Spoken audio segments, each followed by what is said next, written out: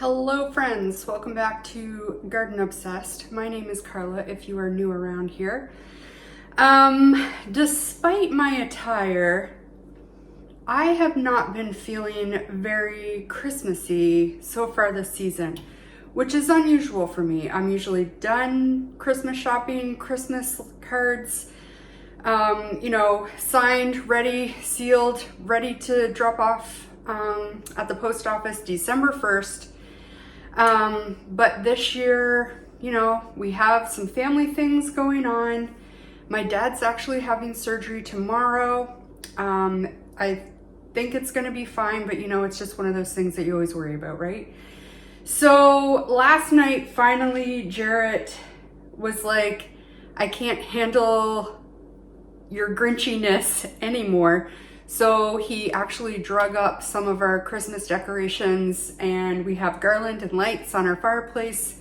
We've got a couple of little trees. We're gonna get our Christmas tree next week. As soon as we get back, we always get a real tree. We're gonna get it as soon as we get back from visiting his family for Christmas. And like 2 days ago, I was like, I don't even care if we get a tree. So he did that, and I really appreciate it because all of a sudden I started to feel, the Christmas spirit return and a little bit of the Grinchiness left. And today I was like, Christmas baking is always a huge part of our Christmas. Both of my grandmothers were wonderful bakers, and one in particular, we had her Christmas cookies every year, and I continue to make them every year. So I think it will help not only me, but also my family. And like I said, we're going to visit Jarrett's family this weekend. And I like to make baked goods to take along to them. Jarrett's sister is actually gluten-free. So there is a keto cookie recipe that I'm going to make. I did do one dry run with it already. I'll explain all of that to you when we get there. But let's get our Christmas baking on. Okay, so I have a selection of ingredients already out. You can see there's lots of butter. Some of these things we're definitely going to be using. I haven't totally decided what all cookies we're making, but the first ones we're going to make are these. These are from All Day I Dream About Food, and these are the keto cookies I was talking about. So these don't have to be, gluten-free, doesn't have to be keto, but I'm also low sugar. So these are cookies that we'll both be able to eat and not worry about it. I'm going to be using this. This is just something I picked up at the grocery store. It is a erythritol and monk fruit mix. When I tried these the first time, I used just erythritol, and erythritol, when you bake it, actually has like a cooling effect on your tongue, kind of like mint might. So while that wasn't, unpleasant, it's not what you expect when you eat a butter cookie. So I'm going to give this one a try and see if we can minimize that effect. There's no flour. We'll be using almond flour. There's also, the original recipe calls for swerve, but like I said, I'm using this instead. Then we have salt, butter, there's 1 egg, there's vanilla, and there's option to use sugar-free dark chocolate that is melted. You can dip part of the cookie and decorate with sprinkles. Also, side note, because it wouldn't be Christmas and December if a major appliance didn't break. Last year it was the oven. This year it's the dishwasher. So I'm gonna get these put away right quick to make room for our mixer. And I've decided to be productive and multitask, so I am also making chicken soup today. Kind of inspired by the fact that we have no more chicken soup in the freezer, and I really like to have it for lunch. But also, I have been totally enjoying Jessica Seward's new YouTube channel. I think she calls it The Farmer's Table. And it's basically like, how she makes things and uses the things she grows and all of that.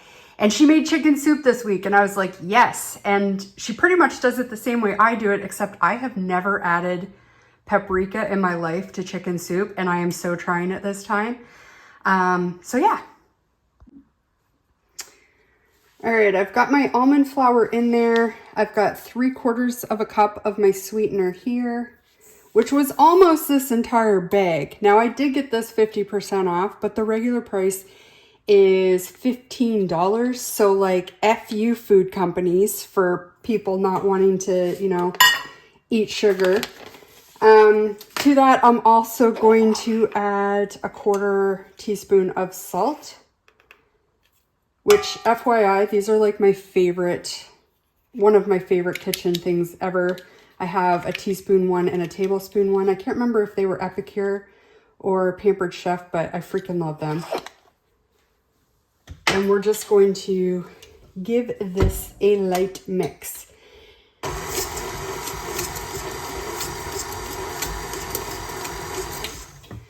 Now, I'm making this in my mixer for the first time. I made a half batch when I tested this recipe, and I did it in my mini food processor. The recipe says to do it in your food processor, but I don't have one large enough that will accommodate the entire recipe. So we're going to try it in the mixer. I'll experiment so you don't have to. All right, I've got my butter here. I'm just adding it in chunks. It's been out softening for a couple of hours, so it is quite warm, and it's kind of sticking together, but that should be hopefully okay. It worked in the food processor. That's me preheating the oven. All right.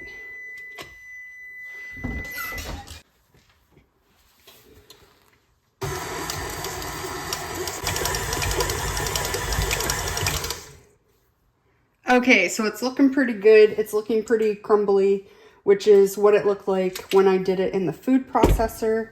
And the butter looks like it's pretty much broken up and evenly distributed. So I'm going to put in my egg. That was a terrible crack. Don't judge me. And I'm also going to put in some vanilla. And I really like vanilla, so I probably added way more than the recipe called for. And we're just going to mix that until it kind of clumps into a ball.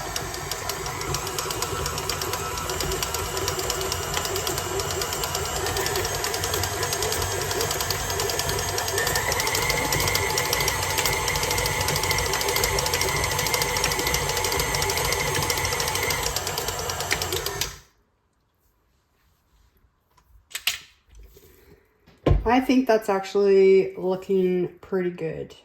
The egg is well incorporated. Everything looks pretty even.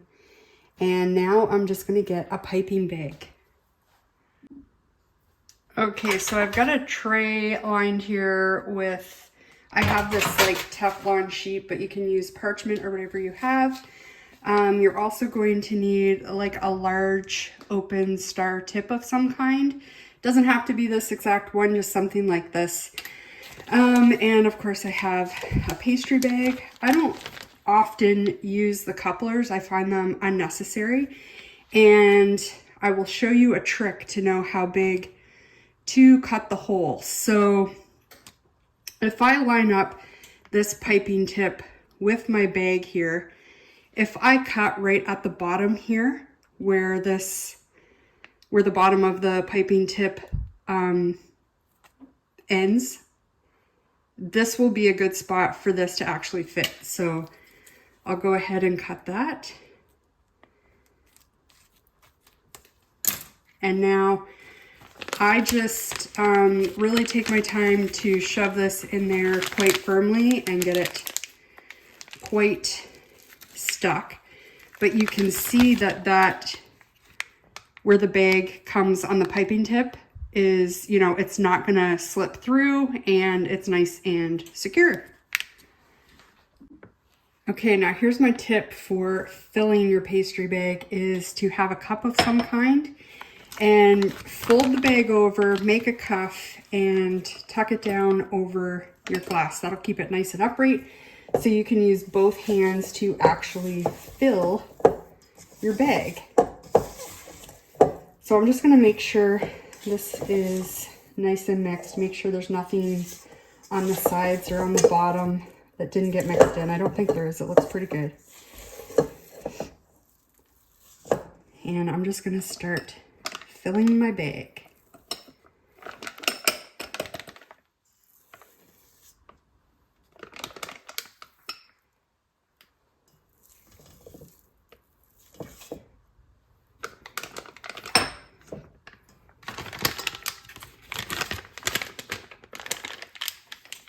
And make sure I get it down there. I think I'll probably have to do this in two steps here. I don't think it's all gonna fit. So we'll stop there. You can get clips to close your bag, or often I will use an elastic band, but in this case I think we'll be able to just hold it nice and easy. Okay, so butter cookies are actually those cookies that you get in tins at Christmas time. So we're gonna try to do just like the same type shape, and it's just gonna be a circle, and we'll end in the middle. Hopefully you could see that. Might put you down lower so you can see a little better. Okay, we'll try that again. And this will get a little easier as this warms up in my hands. I'm trying not to, hold on. Okay, I'm gonna try to do this around the tripod. We'll see how well this works. But I'm gonna start with my outside circle and then just kind of end in the middle. And we'll just keep going till we need to reload our bag.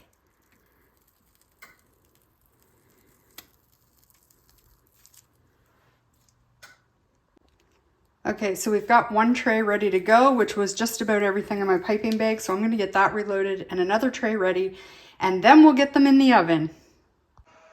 So here's our finished cookies, guys. These actually kind of get baked twice. You bake them first for about 15 minutes. Then you turn the oven off, let it cool off for 10 or 15 minutes, and put them back in. And that's just to dry them out. Like, these are like those cookies that you get in tins at Christmas time, and they are kind of hard and crunchy. So they are delicious. They do still kind of have that cooling effect that I talked about with the sugar substitute. It's the erythritol. So if you really don't want that, I guess you will have to use something like Swerve, or something that doesn't have erythritol. I'm not sure what sweetener Swerve uses, but that's what the original recipe called for. But I just used what I had. They still taste really good. And the monk fruit blend with the erythritol isn't quite as cooling as just plain erythritol. So, I think it's getting late, so I think we'll probably do cookie number 2 tomorrow.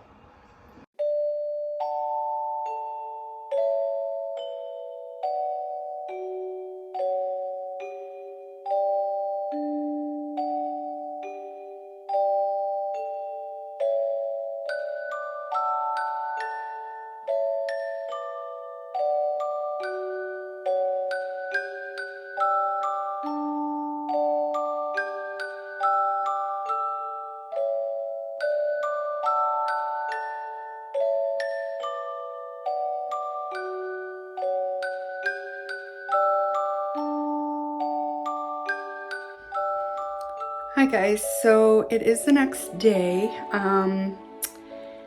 but we've just been waiting to hear about my dad in the hospital. So we did get word he's at a surgery. He'll be in recovery for a couple hours and then we're gonna go see him. So I didn't get any more cookies made. I will over the next few days, and I'll be sure to share that. So I think I'm just going to close this video out and just spend some time with my family and my dad. So thank you for watching. I hope you enjoyed the video, even though it had kind of a bummer tone for some of it. But yeah, I appreciate you all, and I hope you're having a wonderful week, and we'll see you next time.